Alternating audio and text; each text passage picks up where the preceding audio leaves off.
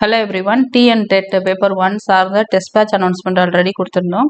அதில் ஒரு free test வந்து கண்டக்ட் பண்ணியிருந்தோம். ஓகேவா? அந்த டெஸ்ட் பேட்சை பேஸ் பண்ணி ஒரு ஃப்ரீ டெஸ்ட் எல்லாரும் எழுதுகிற மாதிரி ஒரு ஃப்ரீ டெஸ்ட் கண்டக்ட் பண்ணியிருந்தாங்க. அதுக்கான சிலபஸ் பார்த்தீங்க அப்படின்னா ப்ரீவியஸ் இயர் கொஷின் 2022 அந்த இயரில் நடந்த ப்ரீவியஸ் இயர் கொஷினை சிலபஸாக கொடுத்துருந்தோம். அப்போ 2022 பார்த்தீங்கன்னா நிறைய சிபிடி டெஸ்ட் வந்து நடந்தது. ஷிஃப்ட் பேஸ் பண்ணி நிறைய கொஷின் பேப்பர் இருக்கும். ஸோ அது எல்லாத்தையும் சேர்த்து தான் நீங்கள் படிச்சுருந்துருக்கணும். ஸோ அப்போ அந்த கொஷின் பேப்பரில் இருந்து உங்களுக்கு ஒரு 150 கொஷின் ஒரு ஃப்ரீ டெஸ்ட் கண்டக்ட் பண்ணியிருந்தோம் இல்லையா? அந்த 150 கொஷினில் பர்டிகுலராக இவிஎஸ்ல உள்ள 30 கொஷின் அதுக்கான ஆன்சர்ஸ் அதுதான் நம்ம இந்த வீடியோவில் பார்க்க போகிறோம். ஸோ இந்த வீடியோ மூலமாக நீங்கள் வந்து என்ன பண்ணிக்கலாம் அப்படின்னா ஒரு ப்ரீவியஸ் இயர் கொஷினில் எப்படிலாம் கொஷின் கேட்டிருக்காங்கிற ஒரு அனாலிசிஸை வந்து நீங்கள் தெரிஞ்சுக்கலாம். அண்ட் நம்ம டெஸ்ட் பேட்சும் எந்த அளவுக்கு யூஸ்ஃபுல்லாக இருக்குங்கிறத நீங்கள் தெரிஞ்சுக்க முடியும். சரியா? சரி, இப்போ வந்து கொஷின்ஸும் அதோட ஆன்சர்ஸையும் நம்ம ஒன் பை ஒன்னாக பார்க்கலாம். ஃபர்ஸ்ட் கொஷின் பாருங்க. இந்தியாவினுடைய முதல் நீர்மின் நிலையம் வந்து எங்க நிறுவப்பட்டது அப்படின்னு கேட்டிருக்காங்க. இந்தியாவின் முதல் நீர்மின் நிலையம் எங்க நிறுவப்பட்டதுன்னா டார்ஜிலிங், இங்கதான் நிறுவப்பட்டது. Option C. அடுத்தது பாருங்க, சரியான கூற்றினை தேர்ந்தெடுக்கவும். மாநிலங்களவையின் மொத்த உறுப்பினர்களுடைய எண்ணிக்கை பார்த்தீங்கன்னா 238 + 12. அடுத்தது, இலக்கியம், அறிவியல், கலை, சமூக சேவை ஆகிய துறைகளில் சிறந்த அறிவு மற்றும் அனுபவம் பெற்ற 12 நபர்களை மாநிலங்களவைக்கு குடியரசுத் தலைவர் நியமிக்கிறார். மாநிலங்களவைக்கு உறுப்பினர்களுக்கு 25 வயதுக்கு குறைவாக இருத்தல் கூடாது. மாநிலங்களவை உறுப்பினருக்கு நேரடியாக மக்களால் தேர்ந்தெடுக்கப்படுகின்றனர். ஸோ இப்படி 4 ஸ்டேட்மெண்ட் கொடுத்துருக்காங்க. இதுல எது சரியானது அப்படிங்கிறது தான் கேட்குறாங்க. ஓகேவா? இதுக்கு ஆன்சர் பார்த்தீங்கன்னா ஆப்ஷன் சி, அதாவது ஏ ஸ்டேட்மெண்ட் கரெக்டு அண்ட் வந்து இந்த செகண்ட் ஸ்டேட்மெண்ட் இது ரெண்டுமே கரெக்டு. ஓகே. அடுத்து தேர்ட் கொஸ்டின் பாருங்க. இவற்றுள் எது சரியாக பொருத்தப்படவில்லை? ரயில்வே மண்டலங்கள் இருக்கு இல்லையா, அதை கொடுத்துருக்காங்க. அது எங்கெங்க இருக்குங்கிறத கொடுத்துருக்காங்க. இதுல எது மிஸ்மேட்ச்னு தான் கேட்குறாங்க. எப்போதுமே கொஷினை சரியா படிச்சுட்டு கொஷின்ல என்ன கேட்டிருக்காங்கன்றதை புரிஞ்சுட்டு அதுக்கு தகுந்த மாதிரி ஆன்சர் பண்ணணும். ஓகே.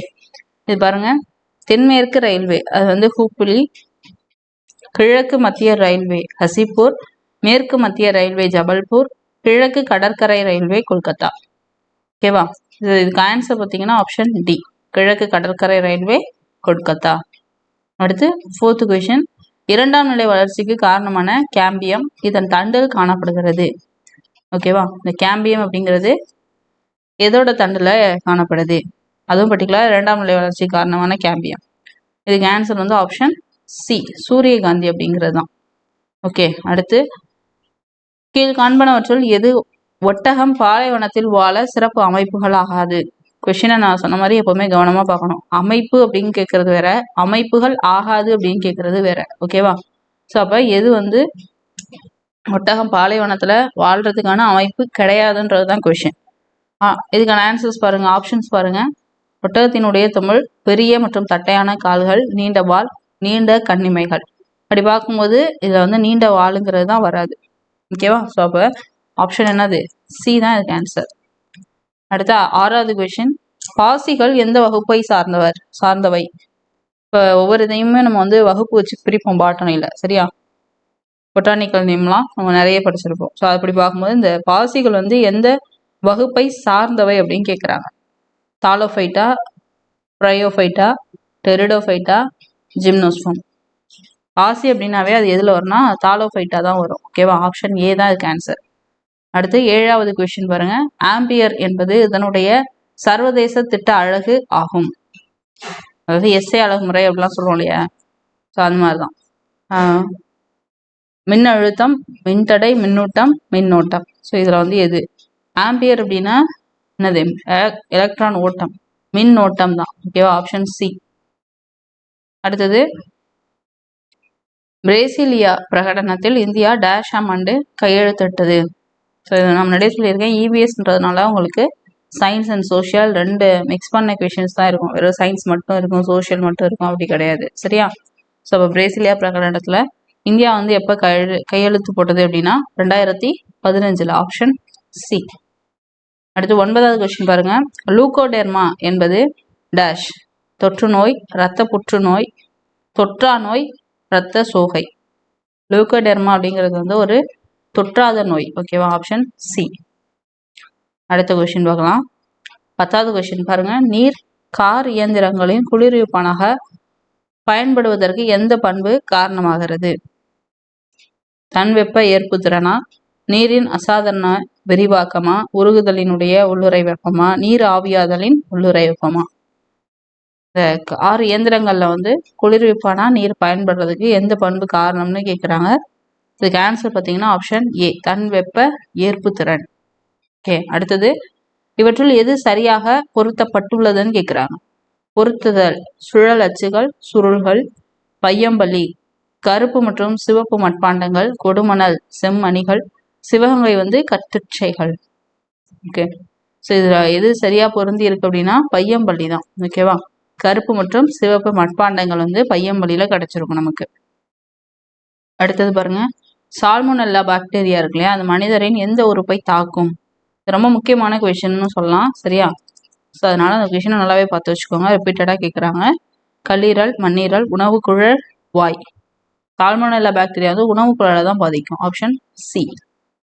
அடுத்தது 13வது கொஷின், ஒரு அணு எலக்ட்ரானை இழக்க நேரிட்டால் அவ்வணு எதிர் மின்னோட்டமுடையதாகிறது, நேர் மின்னோட்டமுடையதாகிறது, நடுநிலை மின்னூட்டமுடையதாகிறது, நேர் மின்னூட்டமுடையதும் இல்லை, எதிர் மின்னோட்டமுடையதும் இல்லை. இப்போ ஒரு அணு வந்து எலக்ட்ரானை இழக்க நேரிட்டுச்சு அப்படின்னா அந்த அணுவை வந்து நம்ம என்னன்னு சொல்றோம்? ஆப்ஷன் பி, நேர் மின்னூட்டமுடையதாகிறது. அடுத்தது, கீழ்கண்டவற்றுள் எது அதிக வினைதிறன் கொண்ட மற்றும் நிறமற்ற வாயுவா இருக்கும்? அதிக வினைதிறன் கொண்ட மற்றும் நிறமற்ற வாயு. Helium, oxygen, argon, chlorine. இதுக்கு ஆன்சர் வந்து ஆப்ஷன் பி, ஆக்சிஜன். ஓகேவா, அசாம், நாகாலாந்து, மிசோரம், அருணாச்சல பிரதேசம் போன்ற மாநிலங்களுக்கு பொது நீதிமன்றம் எது எங்கே இருக்கு அப்படிங்கிறது தான். கோஹிமா, இட்டாநகர், இஸ்வால், கவுஹாத்தி. அசாம், நாகாலாந்து, மிசோரம், அருணாச்சல பிரதேசம் இதுக்கெல்லாம் வந்து பொது நீதிமன்றம் பார்த்தீங்கன்னா கவுஹாத்தியில் இருக்கும். Option D. அடுத்து 16வது கொஸ்டின், ஜனகணமன தேசிய பாடல் அரசியலமைப்பால் ஏற்றுக்கொள்ளப்பட்ட நாள் வந்து எதுன்னு கேட்டிருக்காங்க. ஓகேவா, இப்போ ஜனகணமனும் பொழுது உங்களுக்கு 1950 தான் வரும். ஆனால் 1950லேயே இங்கே வந்து உங்களுக்கு தேதி மாதம்லாம் மாற்றி கொடுத்துருக்காங்க. ஸோ அப்போ இது கரெக்டான ஆன்சர் பார்த்தீங்கன்னா ஜனவரி 24, 1950. Option B. ஓகேவா, அடுத்தது 1946ஆம் ஆண்டு உருவாக்கப்பட்ட இந்திய அரசியலமைப்பு நிர்ணய மன்றத்தில் இடம்பெற்றிருந்த பெண் உறுப்பினர்கள் எத்தனை பேர்? இது நமக்கு 6th புக்லேயே கொடுத்துருப்பாங்க. ரொம்ப முக்கியமான ஒரு கான்செப்ட்னு சொல்லலாம். பெண் உறுப்பினர்கள் பார்த்தீங்கன்னா மொத்தம் 15 பேர் இருப்பாங்க. Option C. அடுத்து 18வது கொஸ்டின் பாருங்க, எந்த மாத்திரையின் பயன்பாடு மலேரியா ஒட்டுண்ணிகளை கொல்கிறது? நிலவேம்பு குடிநீர், குயினைன், பாராசெட்டமால், அசாடிரெக்டின். மலேரியா ஒட்டுண்ணிகளை கொல்றது பார்த்தீங்கன்னா ஆப்ஷன் பி, குயினைன் அப்படிங்கிறது தான். ஓகே, அடுத்தது டிஎம்வி வைரஸ் அதனுடைய அமைப்பு வந்து எப்படி இருக்கும்? அமைப்பு பார்த்தீங்கன்னா உருளை வடிவத்தில் இருக்கும். Option C. தனியான பொருந்தாத ஒன்று எது? அதாவது கொடுத்துருக்கிறதுல எது மிஸ்மேட்ச்? காலரா, நிமோனியா, டெட்டனஸ், சின்னம்மை. இதில் பொருந்தாதது பார்த்தீங்கன்னா ஆப்ஷன் டி, சின்னம்மைங்கிறது தான்.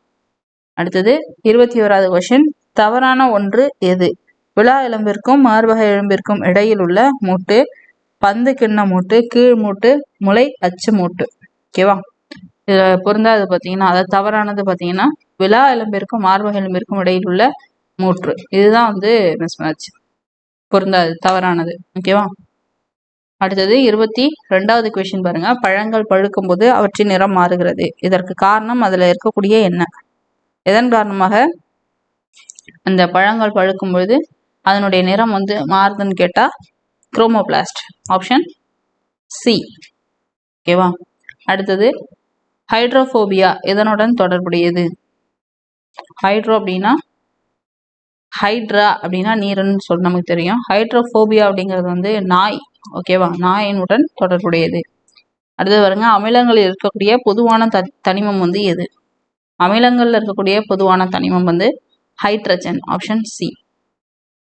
அடுத்து 25வது கொஸ்டின், டெங்கு காய்ச்சலை குணப்படுத்த உதவும் தாவரத்தினுடைய பெயர் மற்றும் பயன்படுத்தும் பகுதி. ஓகேவா, எந்த தாவரத்தை அதுவும் எந்த பகுதிகளை நம்ம பயன்படுத்துறோம்? இதுக்கு ஆன்சர் பார்த்தீங்கன்னா இது ரொம்ப முக்கியமான கொஷின், பேசிக்கான கொஷின் தான். காரியா பப்பாயா இலையோ அதனுடைய விதைகள் இதை வந்து நம்ம பயன்படுத்துகிறோம் டெங்கு காய்ச்சலுக்கு. ஓகேவா? அடுத்தது காரிகா பப்பாயா நோட் பண்ணிக்கோங்க. பில்லாந்தஸ் அமரஸ் எந்த குடும்பத்தை சார்ந்தது? பில்லாந்தஸ் அமரஸ் பார்த்தீங்கன்னா யூஃபர்பியேசி அப்படிங்கிற குடும்பத்தை சார்ந்தது.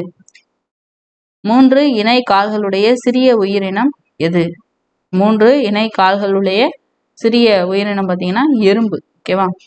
Option A. அடுத்து 28வது கொஸ்டின். சிறுத்தை வந்து மணிக்கு டேஷ் கிலோமீட்டர் வேகத்தில் ஓடக்கூடியது.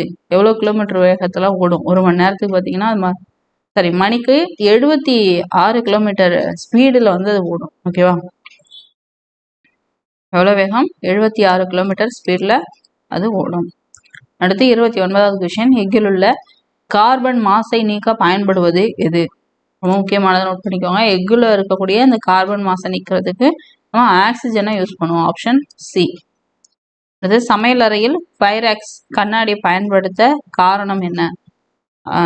வெப்பப்படுத்தும் போது அதிக விரிவடையாது. ஸோ அதனால நம்ம பைராக்ஸ் கண்ணாடியை பயன்படுத்துகிறோம். ஓகேவா? விரிவடைஞ்சுன்னா அது என்ன உடஞ்சிரும். ஓகேவா? ஸோ அப்போ ஆப்ஷன் ஏ இதுக்கு ஆன்சர். ஓகே சரி ஃப்ரெண்ட்ஸ், இப்போ நம்ம பார்த்தீங்கன்னா டோட்டலாக 30 கொஷின் பார்த்துருக்கோம். இந்த 30 கொஷினும் 2022 நடந்த ப்ரீவியஸ் இயர் கொஷின். அந்த 2022 கம்ப்யூட்டர் பேஸில் ஷிஃப்ட் பேஸ் பண்ணி நிறைய கொஷின்ஸ் இருக்கும். ஓகேவா? அது எல்லாத்தையும் திரும்ப ரிவிஷன் பண்ணிக்கோங்க. நான் ப்ரீவியஸ் இயர்லேருந்து கொஷின்ஸ் டேரெக்டாக கேட்கறதுக்கும் சான்சஸ் இருக்குது. சரியா? இல்லை அப்படின்னா ஜஸ்ட் அந்த கொஷின்ஸ் எல்லாத்தையும் அனலைஸ் பண்ணுங்கள், அதை பேஸ் பண்ணி படிங்க. ஸோ உங்களோட ப்ரிப்ரேஷன் கண்டிப்பாக நல்லபடியாக பண்ணிங்கன்னா ஈஸியாகவே உங்களால் டெட் பேப்பர் 1 கிளியர் பண்ண முடியும். அண்ட் உங்களோட டெட் பேப்பர் 1 எக்ஸாமில் நீங்கள் கிளியர் பண்ணுறதுக்கு ஈஸியாக இருக்கிற மாதிரி நம்ம வந்து டெஸ்ட் பேட்ச் வந்து அனௌன்ஸ் பண்ணியிருக்கோம். ஸோ உங்களுக்கு டெஸ்ட் பேட்ச்சில் அதை போர்ஷனை படிச்சுட்டு கரெக்டாக அந்த போர்ஷனுக்கான கொஷின்ஸ் வந்து அந்த 1 வீக்கில் உங்களுக்கு கொடுப்பாங்க. ஸோ அந்த போர்ஷனில் இருந்து நீங்கள் கொஷின் அட்டன் பண்ணுவீங்க. ஸோ இதே மாதிரி தான் அந்த டெஸ்ட் பேட்ச் வந்து போகும். ஸோ உங்களுக்கு அது வேணும் அப்படின்னா அந்த டெஸ்ட் பேட்சில் ஜாயின் பண்ணணுன்னா கான்டாக்ட் நம்பரை கான்டாக்ட் பண்ணி அந்த டீட்டெயில்ஸ் எல்லாத்தையும் கேட்டுக்கோங்க. ஓகே சரி, வேற ஒரு வீடியோவில் பார்க்கலாம். தேங்க்யூ.